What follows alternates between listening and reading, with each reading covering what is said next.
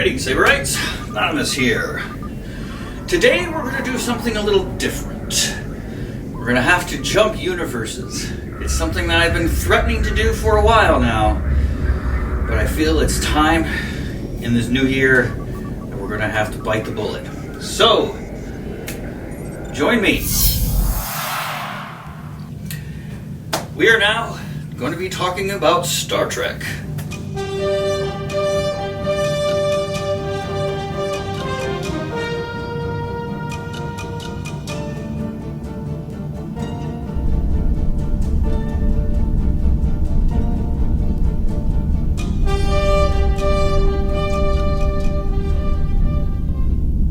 So, back in May, Shadiversity, a great channel about swords and fantasy and pop culture and all that kind of thing, posted a video about the Bat'leth.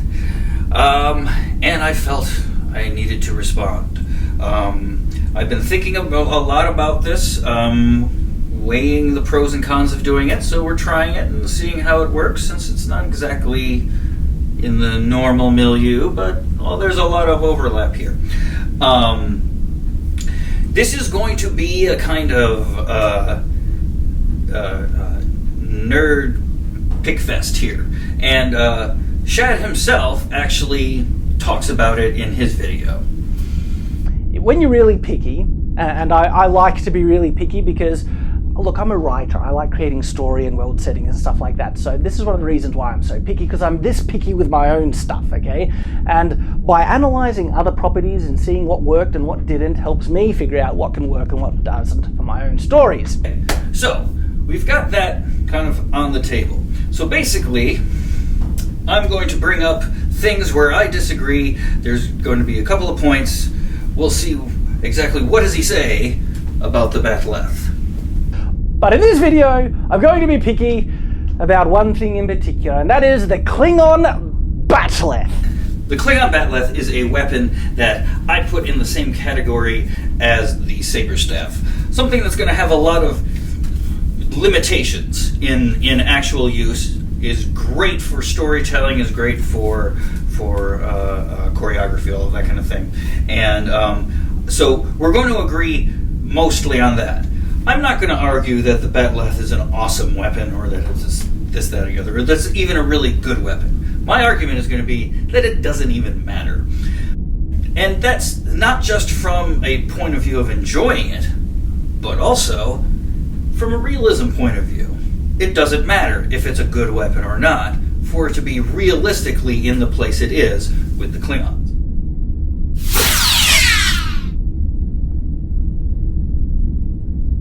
I was going to say what they called it in Star Trek, but I stopped myself because I think that's sacrilege. If you want to say something that's sacrilege or blasphemy, calling this piece of crap a sword, that is sacrilege because it is not a sword, okay? So, Shad takes offense to it being called a sword. Now, okay, I get it. It's not a hilt with a single blade and a handle and a pommel. This is true. However, it's not really called a sword either. The English gloss of it, which I'm going to get to in a second, is sword of honor. So that's our English translation of it. The actual name Bat'leth is probably not necessarily meaning exactly what we translate it as. It's a good enough gloss, though. The gloss not meaning hilted, one-bladed, or double-edged, whatever, or even single-edged, but blade used for war or used as a weapon. That would be more of a translation of that sort. For an example, let's take the Chinese word for knife, dao. Okay? So this here is a dao. You know, if you look up the word dao, the first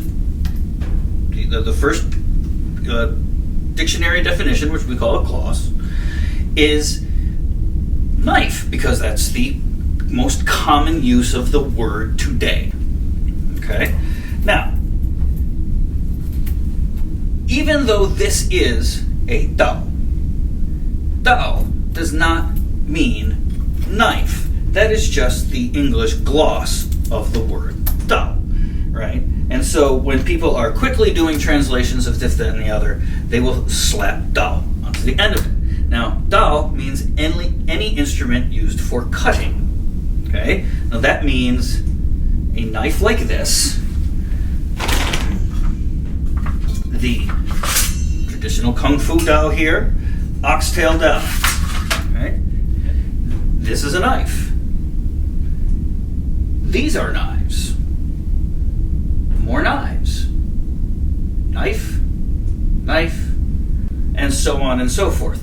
All of these are knives. In fact, if you translate the word knife, or the word dao, into the word knife, just kind of automatically, you will be describing an enormous number of things if you look through the historical record, and especially if you're looking for, or if you're looking in the military record. Dao are extremely common, right? All of these are dao. So they're all knives. And a lot of times you'll see that translation in a book. This and that knife. So, we're going to get to some of these weapons here, but these are considered knives, sometimes axes. Neither one really fits, does it? Right? These are good enough terms. They're descriptive enough of the thing, and we always come up with them. So I don't see any problem with the sword of honor thing being used. He even says as much is true with Hema when he starts talking about the origin of swords from daggers. Where does it come from? It comes from the knife, of course.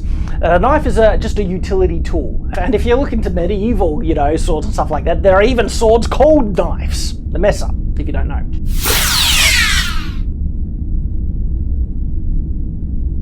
The aliens, they are supposed to have been intelligent, follow logic, okay? And any person who has any level of familiarity with melee combat, and you'll know that this weapon is absolutely stupid! Okay, so ignoring the tone of that, we'll just move right into the meat of it. Why would an intelligent species have a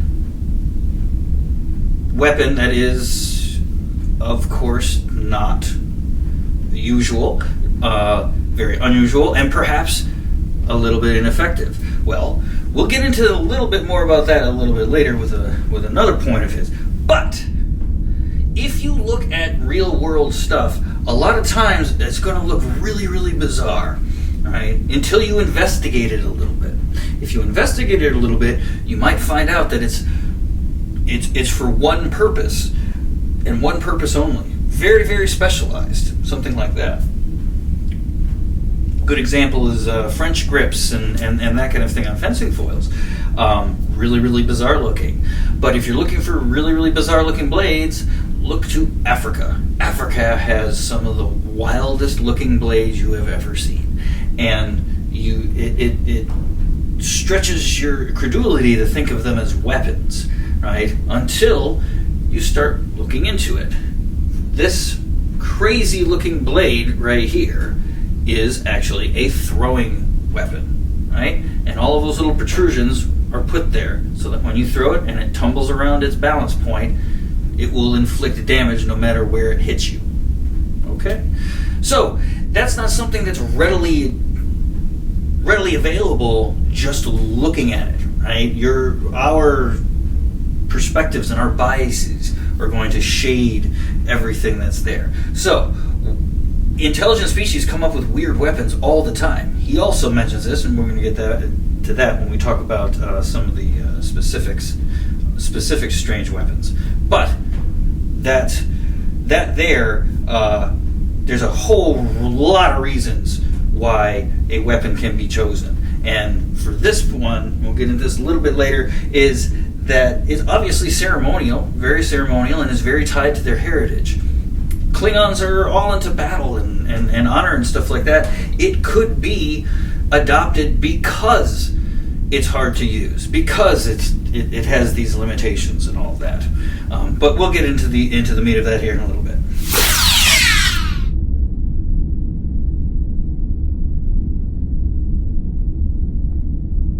But anyway, okay, that means they essentially have the same body mechanics as humans, and if they had any brains, you would actually expect their types of melee weapons to be very, very similar. Okay, so Klingons having the same body mechanics as us, absolutely true. Their weapons should look very much like ours, absolutely true. And guess what? They do! The only weird weapon, really, that is completely bizarre in the Klingon arsenal is the bat'leth, right? And the bat'leth is, as we mentioned earlier, a particular type of thing that's tied to Klingon culture and all that kind of thing. But if you look through the Klingon arsenal, by far the most commonly used weapon, other than a disruptor, because we're going to be getting into, remember, we've got those floating around too, is a dagger. In fact, Memory Alpha has on its site, in its listing of Klingon weapons, 9 types of dagger. Only one type of bat'leth, only one type of mek'leth, all of that. Those are particular weapons, but the mek'leth, even that does not cause as much issue with most people. So there's that. Most of the Klingon arsenal is actually pretty conventional. They've got conventional swords, they've got conventional this, that, and the other, and they've got weapons that are just blatantly copied from real-world equivalents.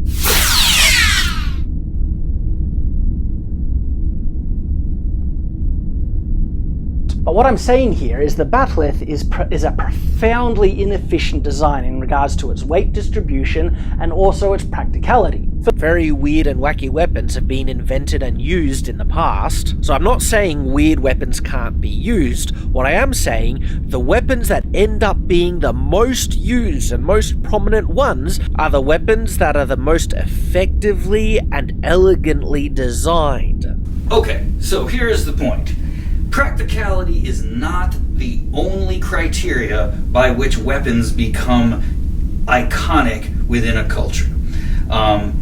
In this case, I think it's pretty obvious if we look at the use of the bat'leth and how it's portrayed in the series that it is, again, it's a cultural badge. It's not to be used by anybody. It's only Klingons. Only Klingons use that. Now, it's not because Klingons can only use it, but they choose to. That's their thing. Now, why would they use it?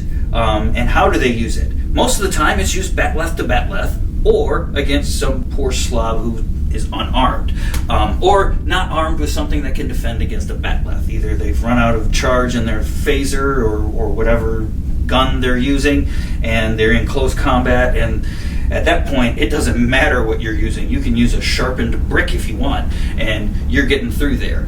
And even that, when Worf is fighting Gowron's stunt double, he does pretty well with 2 daggers and ends up killing Gowron.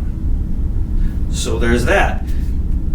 I don't see any problem the way that it's portrayed as it being a realistic adjunct to the Klingon culture in that fashion.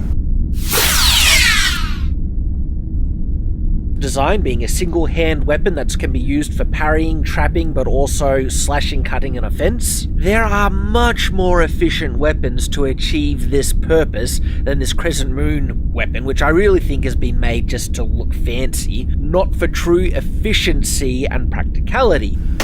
Okay, before I get into the deer horn knives in particular, let's talk about fancy versus non-fancy. Now, this doll is not fancy. It is not meant to look fancy. It is simple, but it will not do any damage to you. It's not even sharp. It's a practice weapon, just used for forms. This to look fancy. And I don't know if you can see it. It's got a beautiful pattern welded blade, nice blade collar, beautiful fittings here. So this is meant to look fancy. But this is a real weapon, right? It cuts well. It would stand up to combat. So fancy does not always mean unuseful. So now, the Deerhorn knives, and there's that word again, knife, dao. These are what Dan Curry supposedly based the Bat'leth on. But in the interview, he basically says the crescent moon blade. And that can mean a lot of things. Now this is a weapon that is much more like an actual Bat'leth. This is a cicada wing dao, or a cicada wing sword, or knife, whatever you want to call it. It's obviously it's modern. It's not an ancient weapon or anything like that. But it is. It would be useful for the same things that a Bat'leth would be useful for. Poorly armed opponents and other people with this thing. So that's that. Now this part right here, you'll notice, is also on the hook sword. This crescent moon shape right here. Now there are other weapons that do not have the hook sword on them, that just have another blade right here, or sometimes not. This is also the head of a halberd, if you look at some of the old manuals. So it's very possible that this particular thing, and if we look at the history of the Deerhorn knives or these types of things, we can draw parallels to the actual Klingon fictional history. And the evolution of a sword like this, which has no military record whatsoever, could easily be repurposed from this bit here. The same with all of the other weapons that share this particular piece, and there are quite a few. Now another thing with the Deerhorn knives is their use is often shown again against unarmed opponents, and I learned them against long weapons. They're very nice for long weapons because you can get in close, you can get at their hands, you can block the weapon, parry, all of that kind of thing, and you can generally get a little bit more leverage than you can with a sai or a parrying dagger, which brings us to this bit. A better weapon to parry, trap, and manipulate an opponent's weapon? A parrying dagger or a sai.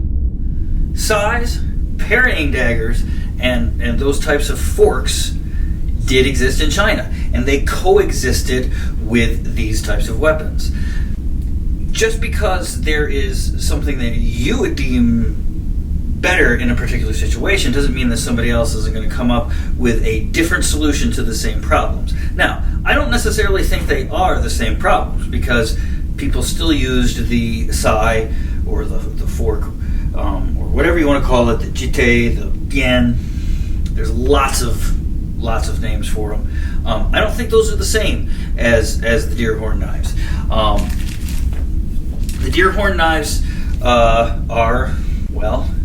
they are parrying devices, but they're also poking, slashing, and like I said, I don't know if they were invented or even used for this way, but the way I was taught, them being used against long weapons, and of course there's lots of stories with them, that's one thing. Now these have become very iconic with the art of Bagua Zhang. Again, they're not usual, they're not very efficient, and good luck carrying these around with you these days. So they're not going to have any real self-defense uses right now, and if you attack somebody with this, I'm pretty sure you're going to get in trouble no matter how aggressive the other guy was. So there is that. The Deerhorn knives kind of parallel a Bat'leth in the way, or all of these strange weapons kind of parallel the Bat'leth. The Bat'leth just so happened, according to the Star Trek lore, got adopted by the Klingons. So, the Bat'leth. We can tell from the way that it is portrayed that it's a ceremonial type weapon. It's used against other Bat'leth. It's used against, unarmed opponents or poorly armed opponents. Used in ritual, the competition and the festival of the Bat'leth and all of that kind of thing. It was invented by Kahless, who's a legendary figure important to Klingon history, so that's why it took so much importance. Now it's, of course, backed up by an arsenal of more conventional weapons. One of their favorites is the stabby dagger. And, of course, you've got disruptors. So, there you go. Now, if we look at the actual history of some weapons, like the deer horn knives, I'm not exactly sure where Shad is getting the information that he has, where this is just being fancy. Now, some of its history is said to have originated from these being modeled after actual deer antlers made into weapons or made into parrying devices, which were done at the kind of folk and village level. There are forms of martial art which still do forms with literal deer horn weapons, two deer horns or antlers tied together, and they're used in very much similar fashion. These, I would say, are much more similar in use with the butterfly knives of Wing Chun, or the butterfly swords of Wing Chun, whichever you want to call it, which is a lot of long weapon work, coming in and getting in where a person cannot defend themselves, and being able to poke and cut them to shreds. Now, granted, the arsenal of China is large, so it's very difficult to tell which of these weapons is legitimate, how far they go back, and all that stuff if you don't have any experience with the Chinese weapons, especially the bizarre ones. Even us that do the Chinese martial arts have very little contact with the reality of these weapons.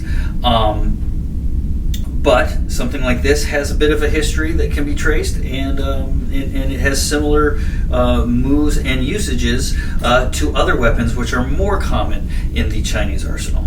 Now, like I said, you would have no way of knowing that unless you start digging into all of this kind of stuff. But I think there was a piece of advice given by a very good YouTuber once. Consult. That's what people should do. When you're going into territory that you're not, versed in, consult.